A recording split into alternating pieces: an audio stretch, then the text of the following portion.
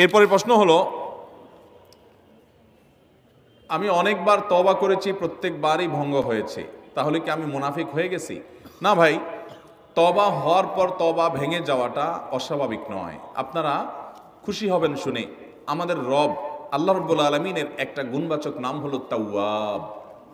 কি নাম ভাই? তাওয়াবের মানে জানেন? আল্লাহু আকবার। রিপিটেডলি, বারবার যিনি বান্দার তওবা কবুল করেন। এই জন্য ভাই, একবার গুনাহ হয়ে গেছে, আল্লাহর কাছে তওবা করেছেন, চেষ্টা করছেন যে আর যেন না হয়, কিন্তু আবার শয়তান কাত করে ফেলে দিয়েছে, আবারও তওবা করে ফেলবেন এবং দুর্বল হবেন না। এখানে ইবলিস আপনাকে বলবে, তুই এতবার একই কাজ করে তওবা করছস আল্লাহর কাছে, আবার কোন মুখে তওবা করবি? থাক, বাদ দে। আপনার তওবা থেকে দূরে সরাবে। এটা হলো শয়তানের সবচেয়ে বড় অস্ত্র। কখনো নিরাশ হওয়া যাবে না। তওবা আগের বারের চাইতে পরের বারটা আরো স্ট্রং করবেন, যে ঠিক আছে আগের বারটা তওবা আমি দুর্বল ছিল, এটাকে আরো স্ট্রং করব, চেষ্টা করবো না ইনশাআল্লাহ। তাহলে তওবা বারবার করতে হবে, বারবার করতে হবে। ভেঙে গেলে আরো শক্ত হার্ডলি তওবা করতে হবে, নিজের প্রতি নিজে শাসন চালাতে হবে, এভাবে ইনশাআল্লাহ সামনে আগাইতে হবে। ভারতবর্ষের একজন কবি বলেছেন, আরে ये কুश्ती তো হয় অমর ভর কি, কবি ও দবালে কবি তু দবালে। ইবলিসের সাথে তোমার এই লড়াই তো সারা জীবনের। কখনো ইবলিস তোমাকে কাত করে ফেলে দিবে, তোমার দ্বারা গুনাহ করায় ফেলবে, আবার কখনো চোখের পানি ফেলে কেঁদে কেটে আল্লাহর কাছে একান্তে। ভাইরা, কিছু নির্জন সময় কাটানো দরকার। আমাদের কোনো নির্জন সময় নাই।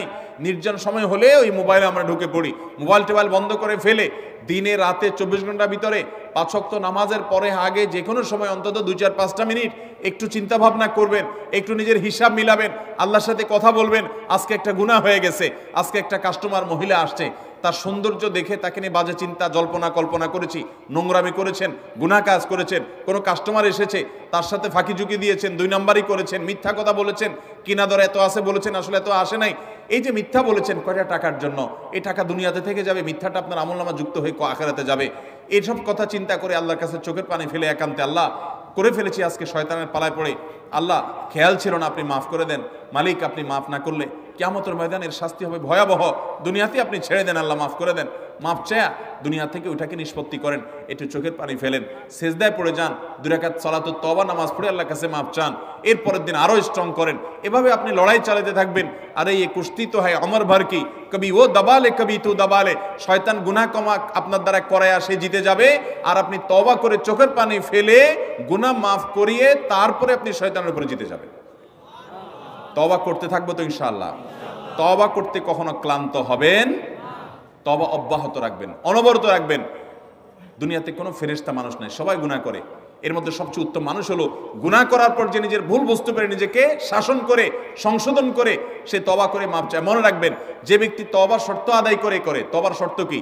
তওবার শর্ত হলো যে কাজটা করেছি গুনার কাজ, এটার জন্য নিজেকে নিজে শাসন করলাম, কেন আমি এত নিকৃষ্ট কাজ করলাম, আল্লাহ আমার প্রতি কত ইহসান করেছেন, কত অনুগ্রহ করেছেন, আমার জীবনে কত বিপদ এসেছে, আল্লাহ উদ্ধার করেছেন, তাহলে আমি কেন এই গুনার কাজটা করলাম। নিজেকে শাসন করা, ভবিষ্যতে না করার পরিকল্পনা করা, লজ্জিত হয়ে চোখের পানি ফেলে আল্লাহর কাছে মাপ চাওয়া, এই কাজটা যদি আপনি বারবার করেন, আপনি নিশ্চিত থাকতে পারেন আপনার তওবা দিন দিন আস্তে আস্তে স্ট্রং হবে এবং একটা সময় আপনি গুনাহ ছাড়তে পারবেন ইনশাআল্লাহ। এই জন্য তওবা কখনো ছাড়া যাবে, যতবারই তওবা ভাঙুক, তওবা আরো স্ট্রং করে করতে হবে।